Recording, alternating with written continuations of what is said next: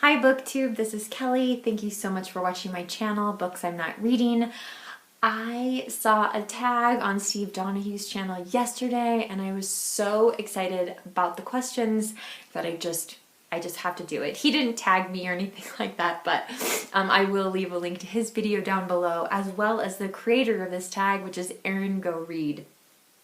This is the Hindsight is 2020 reader tag, and just looking at the questions, I went on this journey down memory lane of my childhood books, and I just, by a strange set of circumstances, a lot of my childhood books are actually in my house at the moment. So I'm trying to find a good home for some of them, which I'm sure I will.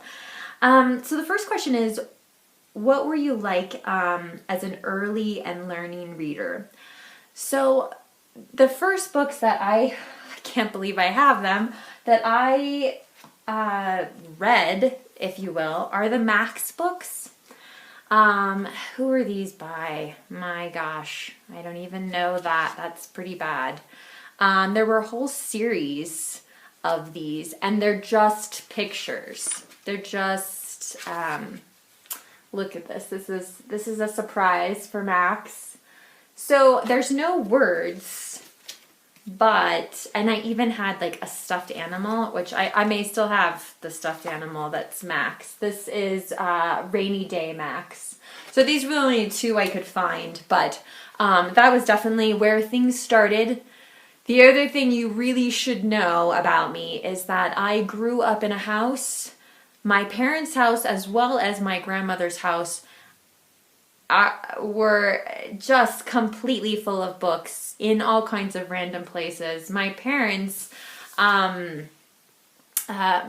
moved out of my childhood home, and in their new home, for at least a while, I'm hoping to God they're gone, but there were 4 shelves of books, paperback books, in the garage. So just to give you an idea, there's no rhyme or reason as to what is next to anything.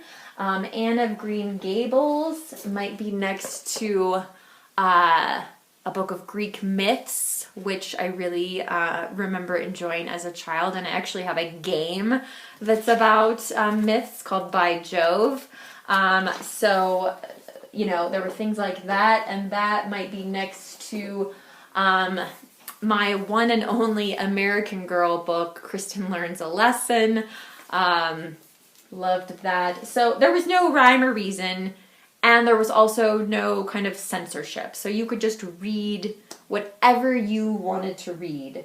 Of course, I read things like the Mercer books, the Monster one, Berenstain Bears, and the Messy Room, things like this. So those were definitely things. Oh, and then we also had the Beatrix Potter books.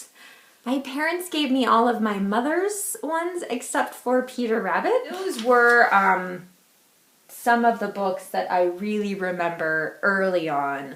What book or book series really got you excited about reading as a kid? And again, I mean, all the books I've mentioned definitely played a role in that. Okay, I wish to God I had the actual tape. I would play it for you, or play part of it for you. I made a cassette tape when I was, gosh, like in 1st or 2nd grade. I recorded my own audiobook version of One Fish, Two Fish, Red Fish, Blue Fish by Dr. Seuss. In 1st grade, and for a long time, I was really obsessed with both of these books. This one is A Bargain for Francis by Russell Hoban, and the illustrations are by Lillian Hoban. These are about, there's a series of them. This was my favorite one, and so this is the one I think I held on to. It's such a great book about a tea set and these little skunks, and oh my gosh, these are wonderful, wonderful books. And I think these are still in print. This other one is probably long forgotten, but this is The Best Loved Doll. It's by Rebecca Caudill, and it's about a girl who goes to a party and she has all kinds of dolls, but she decides to take the one that she really loves the most, and this doll can't compare to all of the other girls' dolls in the house, and and so her doll wins a special prize for being the best loved doll. But anyway, it's fantastic. These are the kind of parties that as a little girl you dream about going to. So I loved that. Question number 3. Has there been a person in your life, real or fictional, who inspired you to be a reader? Again, I grew up in a really small town, but I was so fortunate to have people who, to have parents who trusted me to read whatever I wanted to. I'm not sure I always made the best choices there, but again, nothing I can do about that now. I had a 7th grade English teacher who, in spite of the fact we were supposed to be reading from our textbook, let me keep reading Mara, Daughter of the Nile by Eloise Jarvis McGraw. The script, the kind of font is hard there, but this takes place in, ancient Egypt. I was so in love with this book at the time, and I literally could not put it down. And I'm hoping to reread this book along with some of my other middle grade books this year, just to decide, do I want to keep it, or do we need to find a home for it?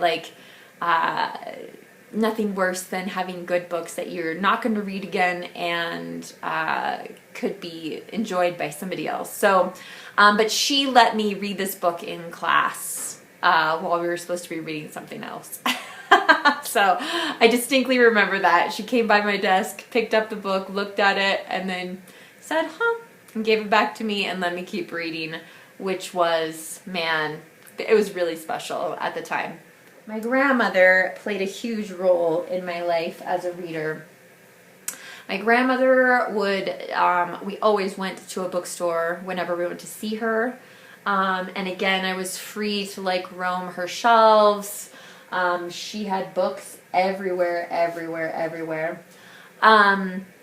And I know that she would always, if I asked for a book, she'd probably always let me have it.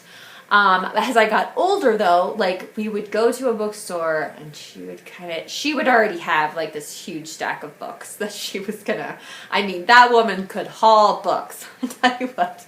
So, but she would look at me and she'd be like, Kelly, have you read Oh Pioneers by Willa Cather?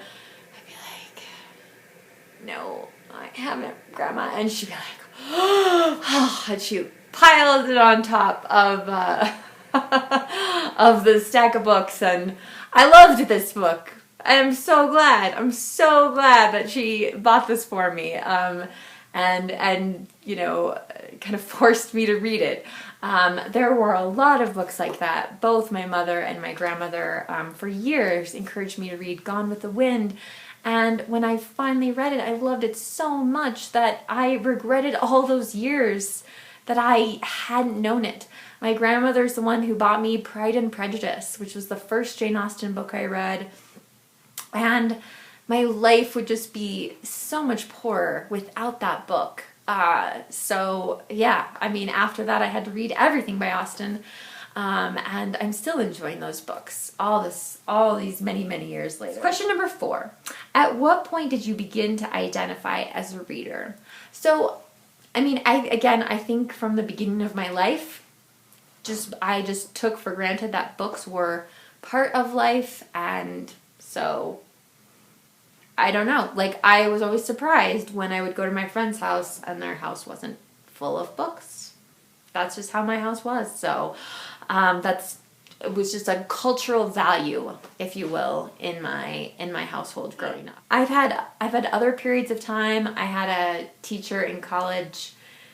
Man, we read great books in that class that were maybe a little bit beyond me at that point as a reader, but he just made me feel stupid.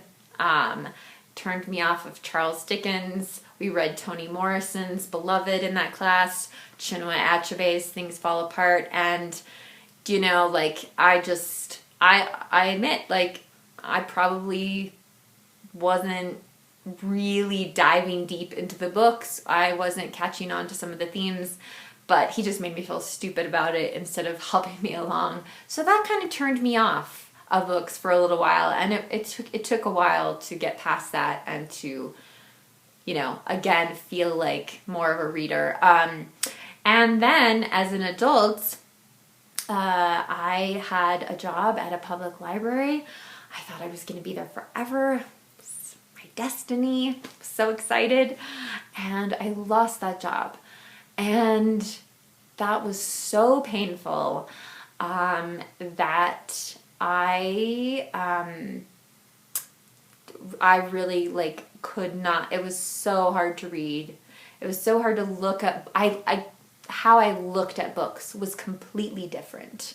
So I think it's kind of ebbed and flowed, but definitely BookTube has, made such a huge difference in my life as a reader and identifying as a reader. I love sharing the books that I love with you guys and hearing about the books that you love on your videos or in the comments. So,